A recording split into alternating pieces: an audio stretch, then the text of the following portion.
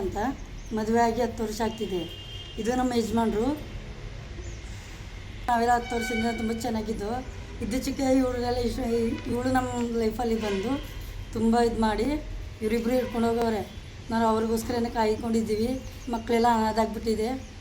ನೀವು ಎಲ್ಲಿದ್ರು ಇವ್ರನ್ನ ಕಳಿಸ್ಬೇಕು. ನಮ್ಮ ನ್ಯಾಯ ಸಿಗ್ತಿಲ್ಲ. ನಮ್ಮ ನ್ಯಾಯ ಕೊಡಿಸಿ ಸರ್. ಇದು ಈಗ 3-4 ತಿಂಗಳಿಂದ ಈ ಥರ ಆಗ್ತಿದೆ. ನಾವು ಹೇಳೋಕ್ಕೋದ್ರೆ ಮನೇಲಿ ಸಿಕ್ಕಾಪಟ್ಟೆ ಜಗಳ ಆಗ್ತಿದೆ. ಇದಕ್ಕೆ ನಮಗೆಲ್ಲ ಹೊಡೆದ್ಬಿಟ್ಟು ಊರಿಂದ ನಮ್ಮ ಮನೆಯಿಂದ ನಮ್ಮ ಅಣ್ಣನ ಮನೇಲಿ ಕಳಿಸ್ಬಿಟ್ಟು ತಲೆಯೆಲ್ಲ ಏಳು ಬಂದುಬಿಟ್ಟಿತ್ತು. ಆಸ್ಪತ್ರೆ ತೋರಿಸಿ ಬರೋಷ್ಟರಲ್ಲಿ ಇವರಿಬ್ಬರು ಓಡೋಗ್ಬಿಟ್ಟವ್ರೆ. ಎಲ್ಲಿ ಏನಂತ ನೋಡಿಬಿಟ್ಟು ಕಂಪ್ಲೇಂಟ್ ಹಾಕೋಕೆ ಹೋದರೆ ಯಾರು ನಮಗೆ ನ್ಯಾಯ ಕೊಡಿಸ್ತಿಲ್ಲ, ಕಂಪ್ಲೇಂಟ್ ತಗೋತಿಲ್ಲ ಅವರು. ಈ ಫೋಟೋ ಅವರೇ ಕಳಿಸಿದ್ದು ಗ್ರೂಪಲ್ಲಿ, ನಮ್ಮೂರು ವಾಟ್ಸಪ್ಪಲ್ಲಿ ಕಳಿಸಿದ್ರು. ನಾವೆಲ್ಲ ನೋಡಿದ್ದೀವಿ. ಕಳಿಸ್ಬಿಟ್ಟು ಸಡನ್ಲಿ ಡಿಲೀಟ್ ಮಾಡಿಬಿಟ್ಟವ್ರೆ. ಇವೆಲ್ಲ ಏನಂತ ಹೇಳಿದ್ರು? ನಾವಿಬ್ಬರು ಇಷ್ಟಪಟ್ಟು ಮದುವೆ ಮಾಡ್ಕೊಂಡಿದ್ದೀವಿ, ಊರ ಕಡೆ ಬರೋಲ್ಲ ಹಂಗೆ ಹಿಂಗೆ ಅಂತ. ಈಗ ನಮಗೆ ನ್ಯಾಯ ಕೊಡಿಸಿ ನಮ್ಮ ಗಂಡ ನಮಗಿನ ಸಿಗಲಿ. ಇವರು ಅವ್ರ ಗಂಡನ ಹತ್ರ ಹೋಗಬೇಕು. ನಮ್ಮ ಮಕ್ಕಳೆಲ್ಲ ಅನಾಥಾಗ್ಬಿಟ್ಟವ್ರೆ. ಇದು ನನಗೆ ಈಗ 4 ತಿಂಗಳಿಂದ ಇವರು ಇದು ಗೊತ್ತಾಗಿದೆ. ಕಂಪ್ಲೇಂಟ್ ಹಾಕೋಕೆ ಹೋದ್ರೆ ಇವರು ನಮ್ಗೆ ಬಿಡಲಿಲ್ಲ. ಮನೇಲಿ ಹಂಗೆ ಹೀಗೆ ಅಂತ ಮುಚ್ಚಿ ಸಡನ್ಲಿ ಜಗಳ ಮಾಡಿಬಿಟ್ಟು ನನ್ನ ಚಿನ್ನ ಎಲ್ಲ ಹೊತ್ಕೊಂಡು ಹೋಗ್ಬಿಟ್ಟವ್ರೆ. ಈಗ ಸಿಗ್ತಿಲ್ಲ ಅವರು. ಎಲ್ಲಿ ಹೋಗೋರು ಏನಂತ ಹೇಳಿದ್ರೆ ಹೇಳಿಲ್ಲ ಅವರು. ಬೇರೆಯವರೆಲ್ಲ ಸಪೋರ್ಟ್ ಕೆಲವರು ಜನ ಇದ್ದಾರೆ. ಅವರು ಎಲ್ಲ ಇವ್ರ ಸಪೋರ್ಟೇ. ನಮ್ಮ ಕಡೆ ಯಾರು ಸಪೋರ್ಟ್ ಇಲ್ಲ. ಪೊಲೀಸ್ ಹತ್ರ ಹೋಗಿದ್ರೆ ನಮಗೆ ನ್ಯಾಯ ಸಿಗ್ತಿಲ್ಲ. ನಮ್ಮ ಕಂಪ್ಲೇಂಟ್ನೂ ಅವ್ರು ತೆಗಿತಿಲ್ಲ. ನಮ್ಮ ನ್ಯಾಯ ಕೊಡಿಸಿ ಇದು ಮಾಡಿ ನಮ್ಮ ಸಹಾಯ ಮಾಡಿ. ಇವರು ಎಲ್ಲಿದ್ರು ನಮ್ಮ ಹುಡುಕೊಡಿ. ಈ ಥರ ಎಲ್ಲ ಬಿಟ್ಟು ಹೋಗಿದ್ರಲ್ಲ, ಮನೇಲಿ ಯಾರೂ ಸೇರಿಸ್ತಿಲ್ಲ. ಇದೆಲ್ಲ ಯಾಕೆ? ನಮ್ಮ ಮಕ್ಕಳೆಲ್ಲ ಅನಾಥಾಗಬಾರ್ದು.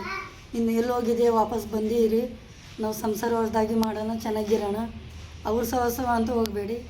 ನಮ್ಮ ಸಂಸಾರ ನಾವು ಮಾಡ್ಕೊಂಡಿರೋಣ. ಅವ್ರು ಗಂಡನ ಜೊತೆ ಅವ್ರಿಗೆ ಬಿಟ್ಬಿಡಿ. ನೋಡಿರಿ, ನೀವು ಚಿನ್ನ ಒಡವೆ ಎಲ್ಲ ತೊಗೊಂಡೋಗ್ಬಿಟ್ಟಿದ್ರೆ ಎತ್ಕೊಂಡು ಬಂದುಬಿಡಿ.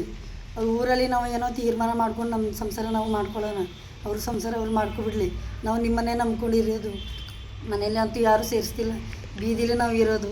ನಮ್ಮ ಮಕ್ಕಳು ಮುಖ ಅದ್ರ ಬಂದುಬಿಟ್ಟು ಮನೇಲಿ ಇರಿ, ಸಂಸಾರ ಏನೋ ನೋಡ್ಕೊಬಿಡೋಣ. ಕೆಟ್ಟ ಗಾಳಿಯಲ್ಲಿ ಏನೋ ಒಂದು ನಡೆದೋಯ್ತು. ಈಗ ಈ ವಿಚಾರ ಬೇಡ. ಬಾ ಮನೇಲಿ ನಾವು ಹೆಂಗಿದ್ದೋ ಫಸ್ಟು ಅದರ ಸುಮ್ಮನೆ ನಮ್ಮ ಮನೆ ಸಂಸಾರ ಏನೋ ನೋಡ್ಕೊಂಡು ನಾವು ಹೋಗುವ. ಈಗ ಅವ್ರ ಮಕ್ಕಳು ಹಾಳಾಗೋದು ಬೇಡ, ನಮ್ಮ ಮಕ್ಕಳು ಹಾಳಾಗೋದು ಬೇಡ. ಈಗ ಮಕ್ಕಳ ಭವಿಷ್ಯನಾರು ನೋಡಿಕೊಂಡ್ರೆ ಏನೋ ಜೀವನ ಮಾಡ್ಕೊಂಡು ಹೊಂಟೋಗ್ಬಿಡ್ಬೇಕು. 15-20 ವರ್ಷದ ಮದುವೆ ಆಗಿ ಎಷ್ಟೋ ವರ್ಷ ಆಗಿದೆ. ಈಗ ಅದೇ ಥರ ಆಟ ಆಡೋ ವಯಸ್ಸಲ್ಲ ಇದು. ಈಗ ನಿನಗೂ ವಯಸ್ಸಾಯಿತು, ನನಗೂ ವಯಸ್ಸಾಗದೆ. ಈಗ ಇನ್ನು ಬೇರೆ ಆಟ ಆಡೋದು ಬೇಡ. ಬಾ ಮನೆಗೆ ಊರವ್ರು ಕೂರಿಸ್ಕೊಂಡು ಏನೋ ತೀರ್ಮಾನ ಮಾಡುವ. ಇನ್ನು ಬೇರೆ ವಿಚಾರ ಏನು ಬೇಡ. ನೆಮ್ಮದಿಯಾಗಿ ನಿನ್ನ ಸಂಸಾರ ನೀನು ನೋಡ್ಕೊಂಡು ನಡಿ. ಅವ್ನ ಸಂಸಾರ ಅವ್ರ ಮಕ್ಕಳ ಅವ್ನು ನೋಡ್ಕೊಂಡು ಏನೋ ಸಂಸಾರ ಮಾಡಲಿ. ಹೊರಗೆ ಬರೋ ಹೊಂಟೋಯ್ತೀವಿ. ಮನೇಲಿ ಮಿಸಸ್ಸು ಅಂದರೆ ಹೋಟ್ಲ್ ನಡೆಸ್ಕೊಂಡಿದ್ರು. ನಮ್ಮ ಮನೇಲಿ ಯಾವುದೂ ಕಿತಾಪತಿ ಇಲ್ಲ. ಯಾವತ್ತೂ ನಾವು ಜಗಳ ಮಾಡುವಿಲ್ಲ. ಈ ಒಂದು 3 ತಿಂಗಳಿಂದ ಏನೋ ಈ ವಿಚಾರ ಕೇಳಿಬತ್ತು.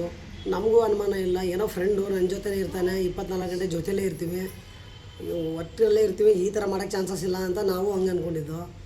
ಈಗ ಹೋಗಿರೋದು ನೋಡಿದ್ರೆ ಇದು ಯಾಕಪ್ಪ ಹಿಂಗೆ ತಲೆ ಕೆಡಿಸ್ಕೊಬಿಟ್ರು, ಹಿಂಗೆ ಯಾಕೆ ತಲೆ ಕೆಡಿಸ್ಕೊಯ್ತರು? ಎರಡು ಮಕ್ಕಳು, ಚಿಕ್ಕ ಮಕ್ಕಳು, ದೊಡ್ಡವರು ಅಲ್ಲ. ಹೋಲಿ ಬಿಡಪ್ಪ, ಮಕ್ಳಿಗೆ ವಯಸ್ಸಾಯಿತು, ಏನೋ ನಾವು ಸಂಪಾದನೆ ಮಾಡ್ಕೊಂಡು ಮಕ್ಕಳಿಗೆ ಸಾಕೋಬೋದು, ಆರಾಮಾಗಿ ತೊಂದರೆ ಇಲ್ಲ ಅಂತ ಹೇಳೋಕ್ಕೆ. ಮಕ್ಕಳು ಚಿಕ್ಕವರು ಮನೆಯಲ್ಲಿ. ಈಗ ನಾವಿಲ್ಲ ಅಂದರೆ ಈಗ ಮಕ್ಳಿಗೆ ಬಿಟ್ಬಿಟ್ಟು ಹೋಗೋಕ್ಕೂ ಆಗಲ್ಲ. ಈಗ ನಮ್ಮ ತಾಯಿ ಇದ್ರು ನೋಡ್ಕೊತಿದ್ರು, ನಮ್ಮ ತಾಯಿ ತಿರೋದ್ರು ಇರೋದು. ಈಗ ನನ್ನ ತಂಗಿ ಒಬ್ಬಳೆ. ಈಗ ಅವ್ರ ಮನೆ ನೋಡ್ಕೋಬೇಕಾ, ನನ್ನ ಮನೆ ನೋಡಬೇಕಾ, ಎಲ್ಲಿ ಅಂತ ನೋಡ್ತಾರೆ ಸರ್. ಅದಕ್ಕೆ ಏನಪ್ಪ ಅಂದರೆ ಏನೂ ತಪ್ಪು ಇಲ್ಲ. ಏನೋ ಆಗೋಯ್ತು, ಆಕಸ್ಮಿಕ ಇದು. ಈ ಆಕಸ್ಮಿಕದಲ್ಲಿ ಏನೋ ಪ್ರಾಬ್ಲಮ್ ಇಲ್ಲ. ಬಂದು ಏನು ನಮ್ಮ ಮನೆ ಸಂಸಾರ ನಾವು ನೋಡ್ಕೊಂಡು ಹೋಗುವ. ಬೇರೆ ವಿಚಾರ ಬೇಡ. ತಲೆ ಕೆಡಿಸ್ಕೊಂಡು ಹೋಗಿರೋ ಏನೋ ತಲೆ ಕೆಡಿಸ್ಬಿಟ್ಟವ್ರೆ. ಈಗ ಮನೆಗೆ ಬಂದು ಸಂಸಾರ ಮಾಡ್ತಿದ್ರೆ ನಾವು ಏನು ಬೇರೆ ಥರ ಏನು ಹೇಳಲ್ಲ ಸರ್. ಇದರಪ್ಪ ನನ್ನ ಹೆಸರು ವಿಜಯ್ ಕುಮಾರ್, ನಮ್ಮ ಹೆಂಡತಿ ಹೆಸರು ಪವಿತ್ರ.